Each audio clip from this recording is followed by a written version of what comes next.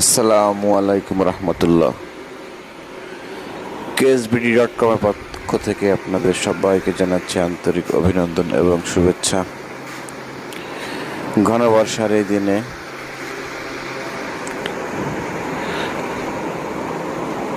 আসন্ন আষাঢ় মাসের বাদলমুখর এই দিনের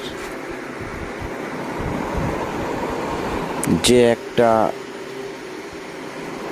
বাঙালিত্ব প্রকাশের যে একটা ঋতু, বর্ষাকাল কিন্তু আমাদের বাঙালিত্বকে অনেক বেশি ফুটিয়ে তোলে। সেটা কেমন? বর্ষাকাল আসলেই ওই যে বাড়ির পাশে পুকুরের ভিতরে ব্যাঙ ডাকে, বর্ষাকাল আসলে মুহুর মুহুর বৃষ্টিতে ভিজে যায়, স্যাঁতসেঁতে হয়ে যায় রাস্তা, মানুষ হাঁচাড় খেয়ে পড়ে যায়, পুকুরের পানি কানায় কানায় ভর্তি হয়ে যায়, গাছপালাগুলো একেবারে মনে হয় স্নান করে উঠেছে, একেবারে গোসল করে উঠেছে বৃষ্টির পানিতে। কি একটা অপরূপ সৌন্দর্য চারিদিকে, ছেলে পেলে বাচ্চা কাচ্চারা দুষ্টমিতে মেতে ওঠে পানির ভিতরে।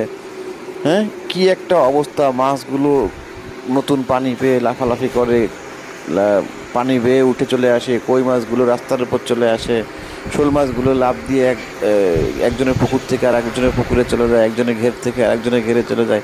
মানে আষাঢ় মাস, বৃষ্টি, এগুলো মানেই হচ্ছে বাঙালির ট্র্যাডিশনকে, বাঙালির ঐতিহ্যকে সুন্দর করে ফুটিয়ে তোলে, একটা নতুন মাত্রা যোগ করে জীবনের সাথে। বৃষ্টি আসলে, বৃষ্টিকে নিয়ে কবিতা, গান, কত কিছু লিখেছেন আমাদের রবীন্দ্রনাথ ঠাকুর, কিন্তু বৃষ্টিকে নিয়ে অনেক গান লিখেছেন। বৃষ্টির সময় কদম ফুল ফোটে, এটা নিয়েও একটা গান আছে। তো আসলে বৃষ্টি একটা অনবদ্য আল্লাহ তাআলার একটা রহমত। এটা বৃষ্টি না হলে আসলে, কথাই বলে না, বৃষ্টি না হলে সৃষ্টি হয় না। বৃষ্টি না হলে প্রাণীকুলের কেউ সুস্থ থাকতে পারে না, পুকুরে মাছ তার থাকতে পারে না, গরু বাছুর, গাছপালা, যত যাই কিছু আছে না কেন, আমাদের গ্রামীণ জীবনযাত্রা কিন্তু একেবারে আমরা একেবারে থমকে যায় মানুষ। এই বৃষ্টির জন্য কিন্তু হাহাকার বেজে যায়। বৃষ্টির স্বল্পতার কারণে, পানির স্বল্পতার কারণে অনেক সমস্যা হয়। এগুলো আসলে যারা থাকেন গ্রামীণ জীবন, যাদের, তারা আসলে খুব ভালো করে বোঝেন।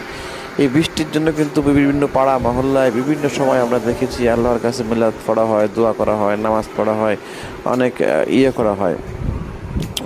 খুব আবেগ পেতে হয়, মানে বেগ পেতে হয় এই বৃষ্টিকে, বৃষ্টি পাওয়ার জন্য। সেই বৃষ্টি কিন্তু আমাদের মাঝে এবছর মৌসুমি আবহাওয়া, মৌসুমি বায়ু, মৌসুমি একটা যে পরিবেশ, সেটা কিন্তু আগেভাগেই চলে এসেছে।